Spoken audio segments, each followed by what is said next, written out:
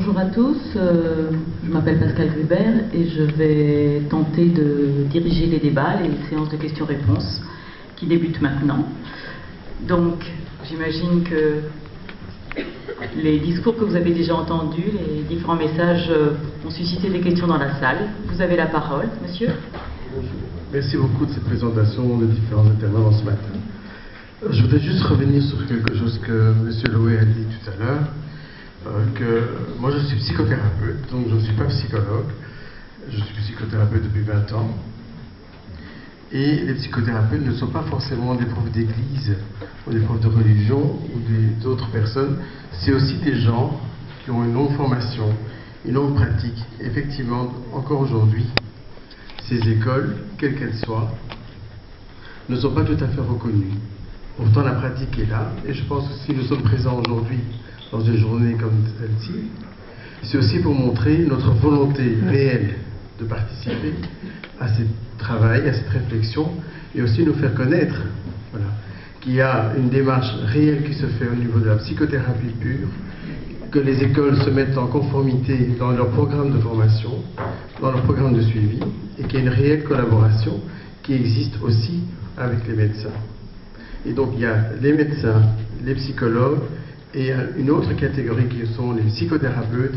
Effectivement, on n'est pas encore tout à fait reconnu, et c'est bien dommage, et nous souhaitons aussi cette réglementation. Néanmoins, il y a aussi de la qualité, du sérieux et une solide formation derrière. Et j'aimerais vraiment que cette formation soit reconnue et soit aussi accréditée, aussi bien par la mutualité que par les médecins, en termes de collaboration et de partenariat.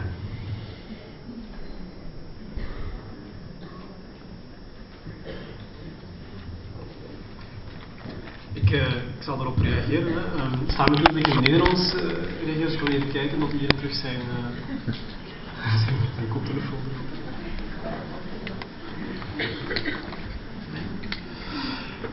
Ik denk dat de opmerking die meneer maakt zeer terecht is. Hè. Ik denk dat we hebben in België heel lang, of nog steeds geen reglementering gehad, wat maakt dat veel mensen een traject zijn begonnen als psychotherapeut op heel veel verschillende manieren. Hè. We hebben psychologen die een traject tot psychotherapeut volgen, we hebben de artsen die dat doen, we hebben maatschappelijk werkers die dat doen, we hebben eigenlijk heel veel verschillende soorten gezondheidswerkers, ik zal ze breed definiëren, die een opleiding ergens hebben gevolgd in de psychotherapie. De vraag is, als je tot een wettelijk kader wil komen, welke weg ga je dan volgen om die mensen, om een zekere erkenning te maken en daar een zekere vorm van kwaliteit voor te garanderen. Dat betekent dat je ergens een keuze gaat moeten maken. Moeten wij dat zelf doen? Ik denk het niet. Ik denk dat er in het verleden al heel wat werkzaamheden zijn geweest. Er is bijvoorbeeld een advies van de Hoge Gezondheidsraad geweest over psychotherapie. Dat was een heel duidelijk advies. Ik denk niet dat wij alles kunnen gaan bepalen op basis van vooropleiding. Ik denk dat mensen die al bij een spreken 20 jaar ervaring hebben in het werkveld, dat we ergens moeten gaan zoeken naar een manier waarop die ervaring ook zeker mee geaccrediteerd kan worden. En ik denk dat dat kan, als je over wettelijk kader spreekt, ik denk dat dat perfect kan in een vorm van overgangsmaatregelen bijvoorbeeld. En dat is denk ik iets waar we samen met alle actoren in het werkveld over moeten kunnen praten. En ik denk langs de kant van de psychologen is dat zeker ook wel een bereidheid of een openheid voor ons om te doen met iedereen. Ik denk dat in alle openheid dat moet kunnen, dat het debat moet gevoerd kunnen worden.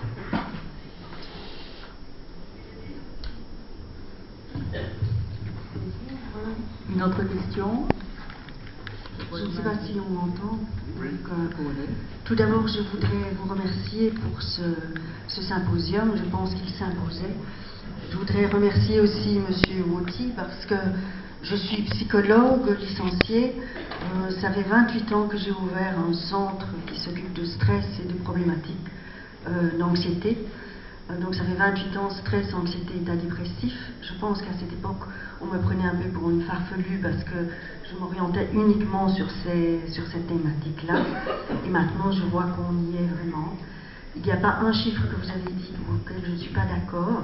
La seule chose, c'est que je ne suis pas tout à fait d'accord pour la non-collaboration entre les médecins généralistes et les psychologues, parce que ça fait des années que je collabore et ça collabore bien. Chacun est formé académiquement.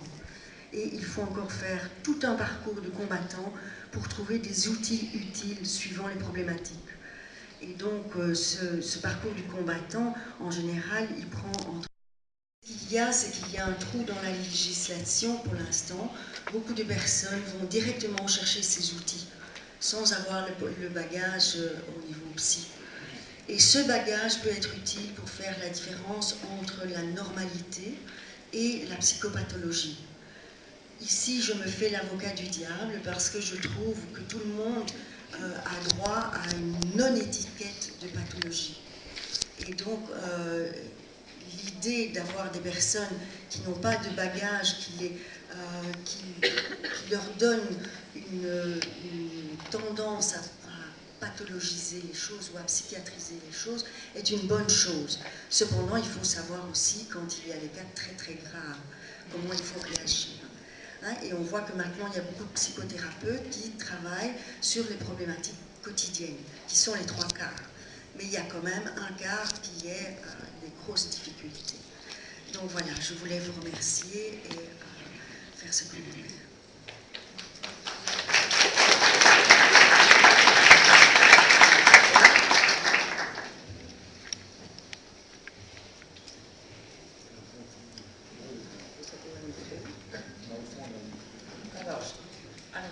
Je peux? Ik ook. Ik wil aansluiten bij de voorgaande interventie. Ik ben heel blij, ik apprecieer het heel erg dat deze dag er is. En dat samenwerking die op veel plaatsen al heel goed werkt, ook eens met allemaal bekeken wordt en besproken. Dus dank daarvoor. Ik ben wel een beetje verrast over de titel, en ik heb dat ook al vooraf gesignaleerd, omdat de titel gaat over psychotherapeut en huisarts, partners in gezondheid. En als ik denk aan het feit dat er op vlak van psychologische vragen en problemen een heel gamma is, gaande van vragen, gewone, milde problemen, tot stoornissen. Als ik denk dat samen daarmee het gaat over een hele grote groep van onze cliënten, patiënten, die gelukkig verkleint naarmate dat het naar ernstige pathologie gaat. En als het ook gaat over soorten interventies gaande van luisteren, aan écoute, advies geven, interventies van korte duur, voor milde klachten, gaande tot vrij langdurige psychotherapeutische behandelingen, dan ben ik een beetje verrast dat de titel handelt over zwaardere pathologie, geleverd voor zwaardere problematiek bij mensen die langdurige behandelingen of die intensere behandelingen geven. Het gamma van psychologische interventies is veel ruimer dan dat en kan zelfs dienen voor preventie bij mensen in risicosituaties. Daarom had ik als titel liever gezien psychologische interventies of wat dan ook, maar niet meteen axeren op de stoornis, op een klacht die er al is. En als we dat doen, dan denk ik dat we ons arsenaal ook heel vaak uitbreiden. Recent zijn er heel mooie publicaties over het aanbieden van milde en eerstelijns psychologische hulp met gebruik van andere middelen dan de relatie met een psycholoog of een psychotherapeut, maar ook voor bepaalde groepen via internet, via smartphone-applicaties. Ik denk dat we daar ook niet bang van moeten zijn om daar rustig en degelijk over na te denken.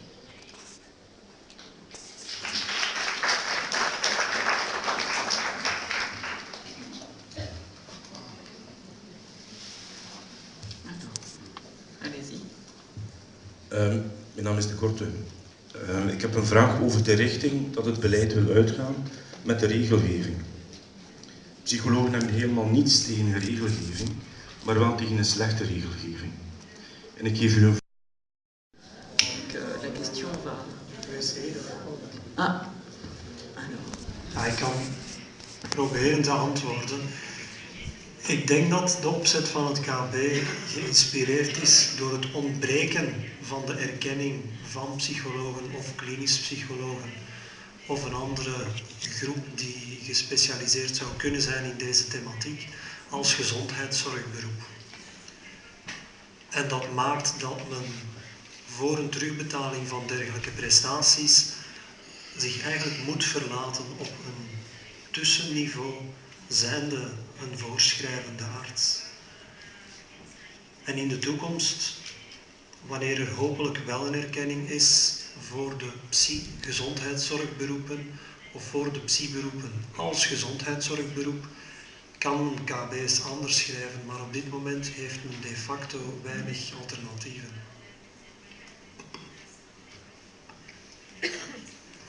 encore 2 ou 3 petites questions, s'il vous plaît. Bonjour, Stéphane Hendrick, je suis professeur à l'Université de Mons en faculté de psychologie. 3 remarques préliminaires pour lancer les débats. Je pense d'abord qu'il faut ici soulever la question de la validation scientifique des interventions et là, souligner le rôle que les universités jouent déjà dans l'évaluation et des effets et des processus des différentes interventions et modèles de psychothérapie. Alors, deuxièmement, effectivement, l'université ne peut pas tout. Dans la formation de mes étudiants en psychologie clinique, après les années d'université, je les envoie effectivement, je leur conseille d'aller dans des centres de formation. Mais là, ce que je voudrais souligner, c'est qu'il faudra aussi réglementer et mettre de l'ordre, parce qu'il y a tout et n'importe quoi. Depuis des centres de très grande qualité jusqu'à des véritables farces. Je voudrais souligner quand même que ça n'a pas échappé à certains, et il y a des choses qui se psychothérapeute, et il n'est pas rare que de plus en plus maintenant je vois des gens arriver chez moi en consultation qui ont été victimes absolument charlatanesques et scandaleuses. Donc il faudra aussi penser à réglementer qu'est-ce que c'est une formation à la psychothérapie. La troisième, ma collègue ici l'a soulevé, quel est le bagage pour devenir psychothérapeute? Et je pense qu'il va falloir réfléchir à le sens que ça a de proposer des traitements si on n'a pas une formation de base au psychodiagnostic. Alors on entend ici le psychodiagnostic de façon large, mais néanmoins, je pense que cette formation de base est absolument nécessaire.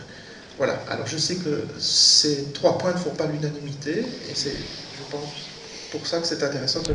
Bonjour.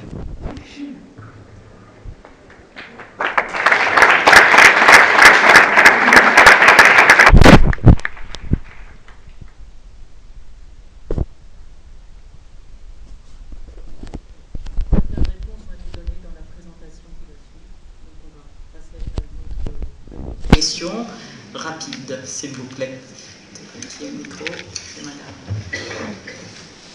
Oui, bonjour, Fiorella Febo, je suis docteur en psychologie et je donne cours à l'Institut Libre Marie-Abs qui forme des assistants en psychologie. Assistants en psychologie, on n'en a pas encore entendu parler aujourd'hui. Par ailleurs, je suis aussi psychothérapeute, psychanalyste, formée à l'école belge des psychanalystes. Voilà, mon intervention, c'était pour peut-être refaire cette distinction qui circule dans le débat entre psychothérapie et psychologue clinicien. Psychothérapie, on l'a entendu, je pense, par plusieurs dire que la licence ne suffit pas et aucune autre formation théorique ne suffit que pour pouvoir former quelqu'un à la psychothérapie. Par ailleurs, l'université, comme je pense aussi d'autres types de diplômes, et je voulais demander à M. Woty qu'est-ce qu'il appelle un diplômé en psychologie.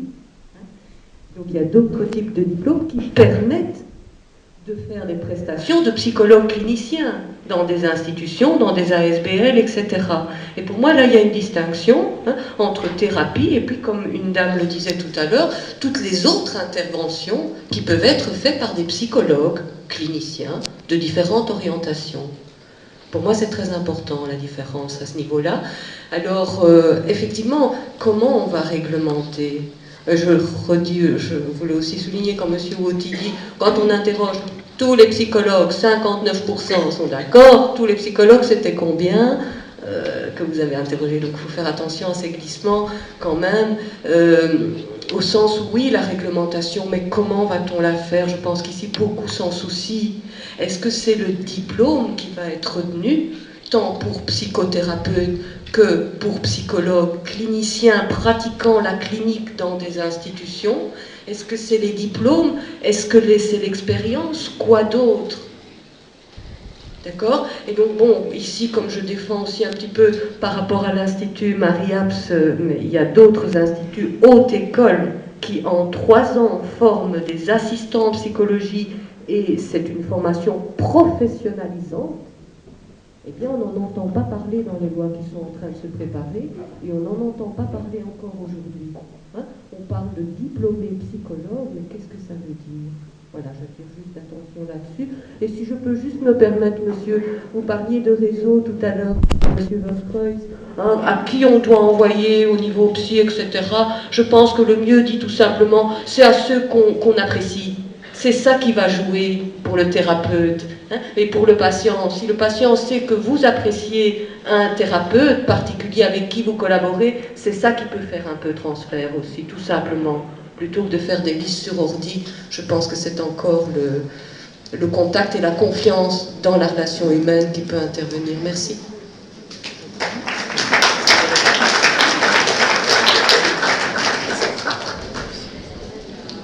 Dernière question. Une toute dernière. Et puis, on aura encore l'occasion de revenir sur le sujet. Oui, Michel Sokolov, je suis citoyen en Liège et psychanalyste aussi. Mais dans les groupes à risque, dans l'étude que vous avez donnée, ce qui m'étonne de ne pas voir arriver, et avec quoi je suis confronté pour beaucoup de raisons qui dépassent le cadre de ma pratique, c'est les immigrés. Où là, il n'y a pas une évolution effectivement vers la dépression telle qu'elle est structurée par notre conception, mais vers la violence, ça on le sait, qui fait aussi partie de la santé mentale, hein, la violence dans ce cadre-là, qui n'est pas incluse dans la dépression.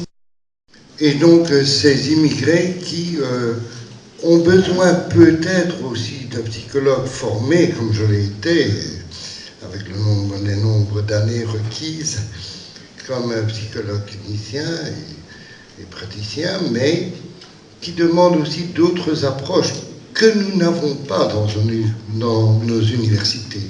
Non seulement il y a un problème de langue qui peut se poser, mais il y a un problème aussi d'habitus social avec lesquels nous sommes confrontés, et un référent qui n'est pas celui auquel nous faisons référence, à savoir par exemple le modèle de la famille qui est fondamentalement différent, avec un rôle d'un père, d'une mère qui sont complètement différents, et le groupe social qui est aussi un référent qui chez nous pratiquement est absent. Donc voilà, et je ne parlerai pas spécifiquement des islamistes, mais on peut voir d'autres, notamment pour les Pakistanais, c'est très différent aussi, et on ne peut pas assimiler les Pakistanais qui sont nombreux à Liège, mais je crois à Bruxelles également, qui ne vivent pas cela comme les Arabes. Enfin, les Arabes, je n'aime pas ce terme-là parce que c'est un peu trop particulier. Les Arabes, pour moi, c'est un peu multifonctionnel. Bon, voilà, c'est tout, c'est la réflexion.